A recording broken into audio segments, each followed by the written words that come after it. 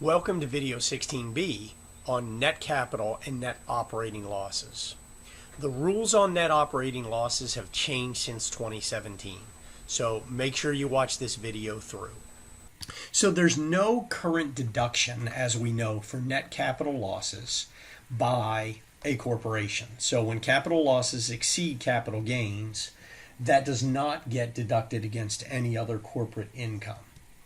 So Basilisk Corp started in 2016. In 2018, Basilisk has operating income of $100,000, which does not include long-term capital gains of $4,000 and short-term capital losses of $9,000. So the first thing that Basilisk would do is net those gains against one another. So you'd end up with a $5,000 net capital loss. Because that amount is not deductible, Basilisk Corp's taxable income for 2018 is the same $100,000 of operating income. However, corporations can carry back net capital losses 3 years or carry them forward for 5 years. And these rules are different than the individual rules. So the carry, shouldn't say use carryover amounts. It really is carry back or carryover amounts on a FIFO basis.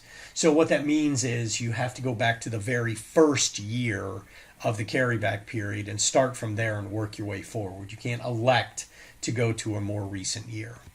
So in 2016, Basilisk Corp had generated $100,000 of income also and had long-term capital gains of $1,000. And then in 2017, same $100,000 of income and long-term capital gains of $3,000. So Basilisk could carry the net capital loss back to 2016. And what a carryback means is you simply open up that tax return and amend it. So you would have a new 2016 tax return that would have reduced capital gains down to zero through using $1,000 of the 2018 capital loss. Then in 2017, they could also use $3,000 of their capital loss to offset the $3,000 of capital gains that year, again bringing it to zero in 2017. So since there was $5,000 generated in 2018, I used up $1,000 in 2016, I used up $1,000 in 2017. That means pushing forward into 2019, Basilisk will carry forward $1,000 of remaining net capital loss into its future years. So let's take a quick look at Smooth Corp. So Smooth Corp has taxable income of $100 for 18, 19, 20, and 21 for a total of $400. Because corporate tax rates are a flat 21%, Smooth Corp pays $21 in tax liability each year for a total of $84. Let's compare that to Bumpy Corp. So Bumpy Corp's taxable income is a loss of $20 in 2018. And then income of $40, and then income of $300, and then income of $80. So it's the same $400. But the difference is when a corporation has no taxable income, it pays no tax at all.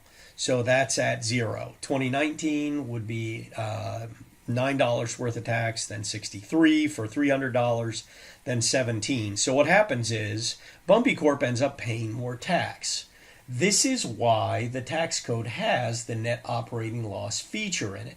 Because the idea is even though we measure income over a 1-year period, it may or may not be fair in terms of capturing the ability to pay if we don't recognize that one bad year can make a difference. Okay, so we know there's no current benefit from the current year NOL. So in 2017, the rules with an NOL where you could go back 2 years and then forward 20 years, and you could actually make an election to not go back and only go forward. In 2018, the rules changed. So now it's carry forward only. It doesn't expire. However, under the 2018 and forward rules, you may only offset up to 80% of the current year income that you're using to absorb the NOL. And don't worry, we'll do a brief example of that. So Horcrux Corp incurs a net operating loss of $50,000 in 2018. So then in 2019, they generate taxable income of $40,000. So they're eligible to use some of that NOL, but recall that it is limited to 80%. So we would use 80% of the $40,000. That's as much of the NOL as can be used in 2019. So basically, they'd end up with $8,000 still of taxable income, and they would have used $32,000 of their NOL. The remaining $18,000 of that NOL is carried forward. Then in 2020, Horcrux generates taxable income of $20,000. So you think, oh great, $20,000, they can absorb the remaining $18,000, but no, $20,000 multiplied by the 80% limit is only $16,000. So Horcrux will report only $4,000 of taxable income, and there's a little bit of $2,000 net operating loss to carry forward to a future year. So we see how the NOLs in 2018 work. Note that NOLs that were created prior to 2018 retain the same characteristics they did prior to 2018. So in 2017 NOL would continue to have a 220 carry back, carry forward, and there would be no 80% limit against that. So Riddle Corp has an NOL of $20,000 for the 2017 tax year, and reported the following taxable income for 14 through 16. So 14 is 10,000, 15, 17, 16 is 8. So what options do they have with respect to the current year NOL? Well, you can carry it back 2 years. So 14 is off the board. We would start with 15.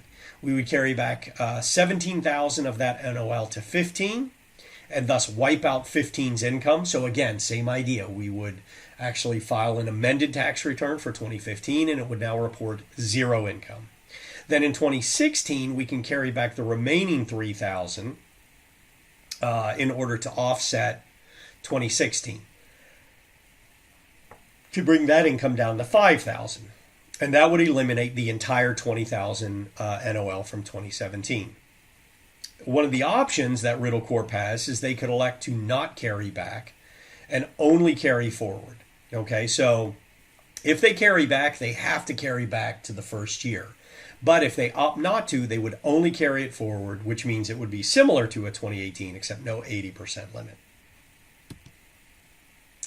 And lastly, you cannot carry back a net capital loss if it makes a net operating loss or makes one bigger. Okay, so Marvolo Corp has a net capital loss of $40,000 in 2018. It has net capital gains of $50,000 in 2017, but it actually ended up with a net operating loss of $30,000. So what are Marvolo's alternatives? Well, what they would like to do, of course, is carry it back to 2017. But if they carry back that $40,000 net capital loss and offset the $50,000 of gains, what happens to the NOL? Well, first, they already had an NOL, so it's going to make it bigger.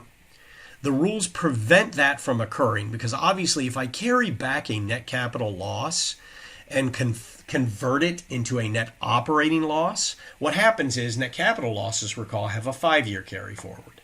But net operating losses have a 20-year carry forward. So in order to prevent that, the rules prevent carrying back a net capital loss to a year that would create or increase a net operating loss. That's the end of video 16B on net capital losses and net operating losses. Thanks for watching.